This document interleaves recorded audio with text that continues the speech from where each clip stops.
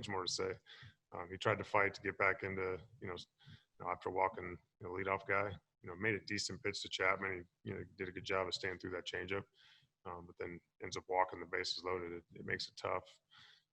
At that point, you're just one pitch away from obviously the game being over. And it's unfair to, obviously Chavi in that situation. I knew he was going to throw the ball over the plate, and they were going to have to be, Piscotty put a good swing on it. So what?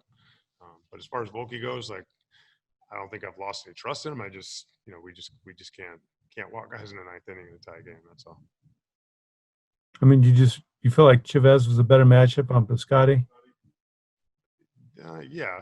I mean, obviously if Volke's in the game, I would, if he was throwing the ball over the plate, I would, probably let him get out of it. But, when you're scattering it like that, it's, we got to get somebody in there, at least make them earn it, make them hit it to win the game. Okay, next question. John Radigan. Woody, to have such a good game through 8 innings sort of fall apart like that in the ninth, how much does something like that hurt? Yeah, I mean, it hurts. Obviously, we had our best, one of our best pitchers.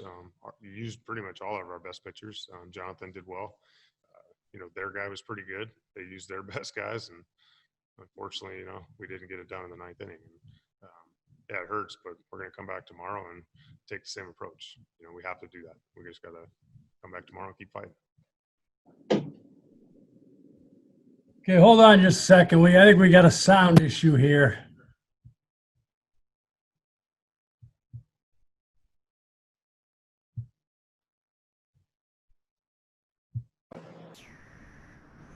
How about now?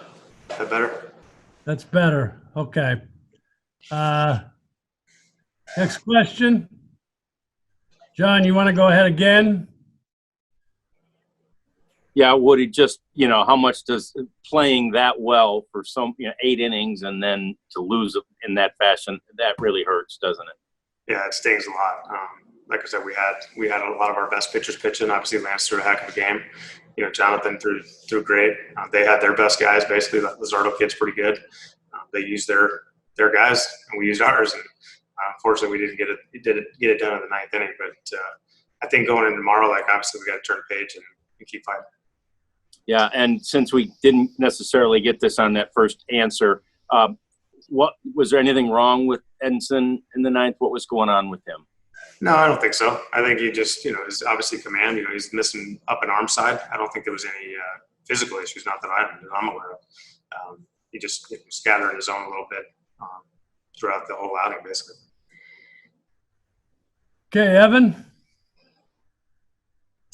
Woody, was there any thought, given how you've approached Jonathan and seeing highest leverage situations, you've got the ninth inning coming up, he's got 20 pitches, 3, 4, and 5. Is there any thought to sending him back out there, or is there real risk at this point in time with that? Yeah, I wasn't going to do that.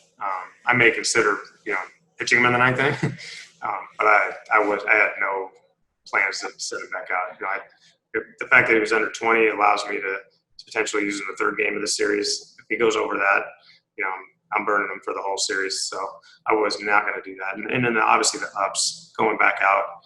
It may not be the pitch count. It's just going back and sitting down and going back out. It's just not fair to do to him right now. He's done a heck of a job for us. Great. Thank you. Next question. Chris. To kind of piggyback off of that, you're not a knee-jerk reaction guy. So have you seeing what you've seen, are you going to give any thought to how you handle the ninth inning? I think I always am. I think, since Leclerc's gone down, I think that we have discussions like that all the time. And obviously I've used, it looks like I'm going to use Hernandez Volquez, but that doesn't mean that that's going to happen every time. I haven't solidified anything by any means. And I don't think this, obviously this outing, makes me kind of open my eyes a little bit just to make sure, when we get to that position. But I still trust Volke. Volke's been through a lot.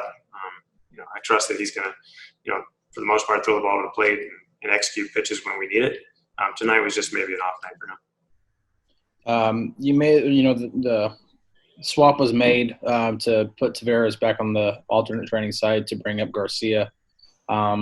didn't look great at the plate tonight, from my living room. But what are you seeing from Garcia? Yeah, it seemed like, one thing I saw, in camp and, a little bit early here was his, consistent strike zone. That's one thing he's worked really hard on. And I know it's tough when you're not getting the reps, you're not getting the at-bats, but that was something that obviously didn't happen tonight. He expanded the strike zone, and that's something that we can talk about with them now moving forward. Like, hey, man, like in those situations, we got to, they didn't even throw you a strike in a couple of those at-bats. And he's trying to do too much, and it's just a conversation, and he can keep working on it. Because I know he works on it every day, but it's just a commitment to it, and hopefully it'll show up more in some of these games. Last thing, any word on Greg Bird? He's just, his calf's pretty sore, pretty tight. I mean, it is. I feel like he could have maybe potentially played through it, but it's not something that we're willing to kind of risk right now. Like, it doesn't make any sense if he can't be a full game go. With the way Rui is, it just limits our bench. We got a 30-man roster, and we have a limited bench. So, we just felt like it didn't make any sense to have a couple wounded guys, on our bench. That's why we made that move. All right, thank you. Couple more. Anything? Evan. Hey, on Frazier's double, on the run scoring double, couldn't really see off of TV what the read was. Did he think he needed to get in a rundown to allow Gallo to score, or what kind of happened there? I don't think so. I haven't talked to him about it. Yeah, that's something I wouldn't definitely don't want to give an out right there. I mean, Joey beat the play pretty easy. I don't know if Todd just got too far off and he didn't realize somebody was at second base. I'm not sure, but it's definitely not a situation where we want to give an out right there. After scoring a run, it felt like we were in a good position to, with Robbie coming up next, to potentially add on. So we already in a scoring position. I don't think he was trying to force it. I think it was just he got caught too far off and didn't realize, maybe there was something at second base. And what were your thoughts on this pretty right-handed lineup today and their approaches and the quality of their at-bats? It's tough because I know Luzardo's pretty good. He's got 3+ pitches that he executed pretty well early. I was hoping we put a little more pressure on him, attack him early, but he did a good job of kind of offsetting that by throwing some changeups, and some hitters count. So, they threw their best guys at us, with Luzardo being one of them. We just got to do a better job offensively of putting a little more pressure on him. Thanks, Woody. Okay, we're going to let Woody go.